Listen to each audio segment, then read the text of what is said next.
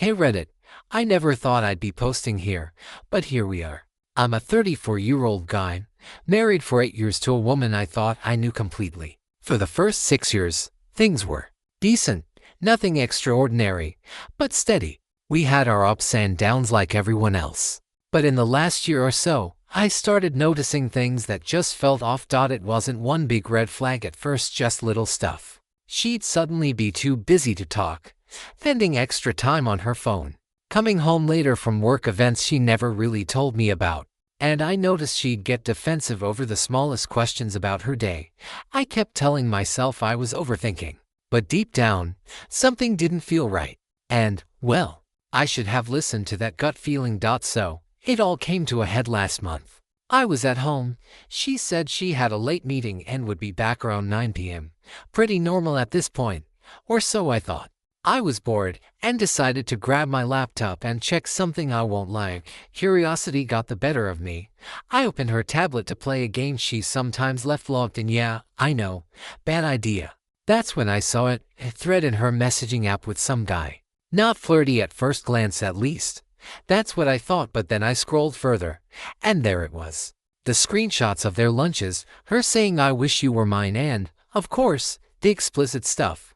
I froze. My heart was pounding, hands shaking. I felt like I'd been hit by a truck. I'd noticed the little changes over the last year, but seeing the proof, it was like the floor dropped out from under me. And the worst part, she had the audacity to leave the tablet logged in like it was nothing. Like she thought I'd never look. I sat there for what felt like an eternity, trying to process what I'd just seen. Anger, confusion, disbelief, every emotion hit me at once. I didn't want to confront her immediately. I needed a plan, some kind of control, because if I said anything impulsively, I might just blow up everything. I started piecing together all the little things I'd brushed off before: the sudden gym obsession to look hot for herself, the late-night work calls, the secret purchases. Everything clicked, and it felt like my whole marriage had been a lie. When she finally came home that night, I was sitting in the living room, tablet on the coffee table, trying to look calm. She walked in, smiling like nothing was wrong, and I just blurted it out. "Who is he?" Her smile faltered for a split second, then she scoffed. "What are you talking about?" she said, clearly trying to play dumb. I pushed the tablet toward her. The messages, the pictures, everything. She leaned back, crossed her arms, and said, with a straight face, "Oh, that? It's nothing. Just joking around." "You're so dramatic." I laughed bitterly, shaking my head. "Joking around? You're telling me you were sending explicit messages and meeting him for lunch, and that's joking?" She rolled her eyes and snapped, "Well, maybe you're just too boring. I mean, you work all day and never do anything fun. Don't act like you're perfect either." It was unbelievable. Every excuse, every lie, thrown at me in rapid fire, trying to shift the blame. It was like she had a script ready for this exact moment. For the next few days, I went through a whirlwind of emotions. Shock, rage, humiliation. I couldn't stop replaying the messages in my head, wondering how she could do this to me, to us. I started isolating myself, barely talking to anyone. Every little noise in the house made me tense. Was she texting him again? Was she laughing at me behind my back? I was paranoid, heartbroken, furious all at once. Sleep became impossible. Eating felt like a chore. I felt like my world had been flipped upside down, and I didn't know if it would ever be steady again.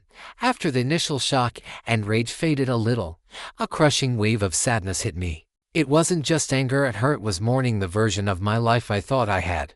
The life we built together suddenly felt like a house of cards. Every memory, every plan, every wee moment now carried this bitter aftertaste of betrayal. I found myself replaying the years, trying to see signs I missed. Was it the way she would laugh at her phone sometimes? Or the little secrets she kept about her friends and work? I felt stupid, like I had been living next to a stranger. What hurt the most was her blatant disregard for my feelings. When I tried to talk to her calmly later, she just got defensive and blamed me for being too sensitive or controlling. I realized she didn't feel the weight of what she did the same way I did. I started journaling to make sense of it all, writing down the hurt, the confusion, the disbelief. Somehow, seeing it on paper made it a little more real and a little more manageable. I couldn't just let it go. I needed answers, or at least a shred of honesty. Over the next week, I confronted her multiple times. Each time, it was a performance, sighs, eye rolls, sudden outrage at my accusations. "I don't even know why you care so much. He's harmless. I barely see him," she'd say. Then a few minutes later, "You're being ridiculous. Stop harping on this." One night, I caught her texting him again. I confronted her immediately. She gasped, threw her hands up, and yelled, "You're insane. You're paranoid. Can't you just trust me?" "I'm telling you, it's nothing." It was maddening. Every word out of her mouth was a lie or a half-truth. Every excuse was aimed at confusing me or making me question my own sanity. I started feeling like I was trapped in a twisted game, where she held all the cards and the rules kept changing. By the end of the week, I was exhausted mentally, emotionally, physically. It wasn't just heartbreak anymore. It was a drain on my very sense of self. By this point, I was a mess. I stopped sharing anything with her, stopped asking questions, stopped expecting any real truth. I started withdrawing from friends too, because every time I tried to explain what was happening, I ended up either crying or getting angry, and no one really knew how to help. Finally, I opened up to one friend, my best guy friend since college. I spilled everything: the messages, the lies, the lunches, the late-night excuses, the way she gaslighted me at every turn. He didn't sugarcoat it. "Dude, she's cheating on you. Full stop. You're not paranoid. This isn't your fault.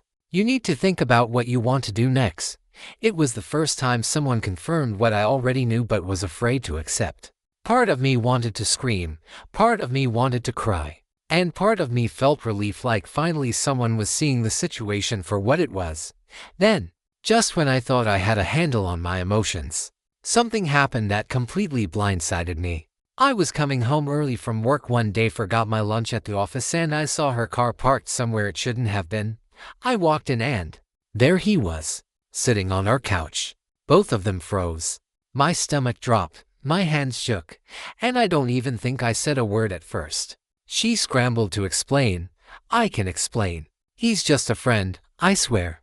Her lies hit me like punches. Everything I'd confronted her about before, every joking around excuse, every blame-shifting comment, it all collapsed in that one moment. Seeing him in my own house, acting like it was normal, made it real in a way nothing else had. That night, I didn't sleep. I couldn't. Every time I closed my eyes, I saw him sitting there, smug, while she tried to wriggle out of the truth. I knew I couldn't keep going like this. I had to confront her one last time. No excuses, no arguing, no room for manipulation. I told her to sit down and that we were going to be completely honest. I laid it all out: the messages, the lunches, the lies, the gaslighting. I looked her dead in the eye and said, "I know everything, and I can't keep living like this. You need to tell me the truth, or we're done." Her reaction, classic. She got defensive, raised her voice, and then unbelievably tried to turn it around on me. "You're so controlling. You've made me miserable. I had needs you couldn't meet." I just stared at her. Every lie, every excuse, every attempt to manipulate me, it all hit at once. I realized there was no remorse, no real love, just selfishness. That was the moment I stopped hoping she'd change. After that confrontation, I just broke. I sat on the couch for hours, staring at the wall, feeling completely hollow. Anger, sadness, betrayal, they all mingled into this unbearable weight. I cried like I haven't cried in years. Not just for the betrayal, but for the life I thought I had and the person I thought I married. But then, slowly, something shifted. Amid the pain, I realized I couldn't keep living in shock and anger forever. I had to accept the truth, however painful. She had made her choice, and I had to make mine. Acceptance didn't come all at once. It was jagged and messy, like taking tiny, uneven steps out of a dark room. But it was the first step toward reclaiming my own life. After days of reflection, talking with friends, and weighing my options, I made my decision. I couldn't stay in a marriage built on lies, manipulation, and betrayal. It wasn't just about the affair, it was about trust, respect, and my own self-worth. I told her calmly, "I can't do this anymore. You've shown me who you really are, and I need to move on." She reacted predictably angry, defensive. yelling that I was overreacting and throwing everything away. But I didn't let her manipulate me. I filed for separation a week later. It was messy, emotionally exhausting, and sad. But deep down, I knew it was the right choice. I needed space to heal, to rebuild, and to remember who I was without her lies defining me. The first few months after the separation were brutal. I went through waves of loneliness, doubt, and grief. Every little thing reminded me of her, the coffee mug she always used, the playlist we listened to together, even the way our couch looked. But slowly, I started focusing on myself. I reconnected with old hobbies I had abandoned, started exercising again, and leaned heavily on my friends for support. I realized I had been so focused on maintaining the marriage that I'd neglected my own needs, my own happiness. I journaled, I vented, I even went to therapy. It wasn't an instant fix, but with time, I started to feel lighter. I began to understand that her betrayal was about her, not me. And that realization, painful as it was, gave me power back. Looking back, I've learned some hard truths. First, trust is everything. Once it's broken, no amount of excuses or apologies can fully repair it. Second, denial only prolongs the pain if something feels off. Listen to your gut. And third, self-respect matters more than holding onto a relationship that diminishes you.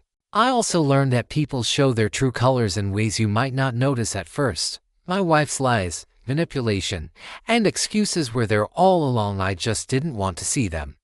Now I know better. Most importantly, I learned that it's okay to prioritize yourself. Choosing to leave wasn't easy, but it was necessary.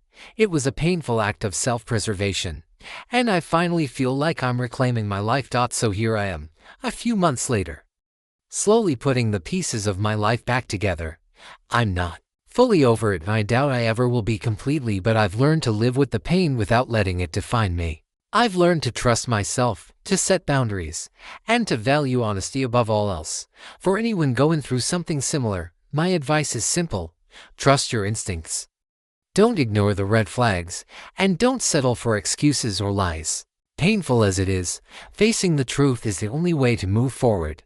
And remember, it's not weakness to leave, it's strength to recognize when a relationship is toxic and take steps to protect yourself. Come out the other side stronger, more self-aware, and ready to build a life that's truly mine.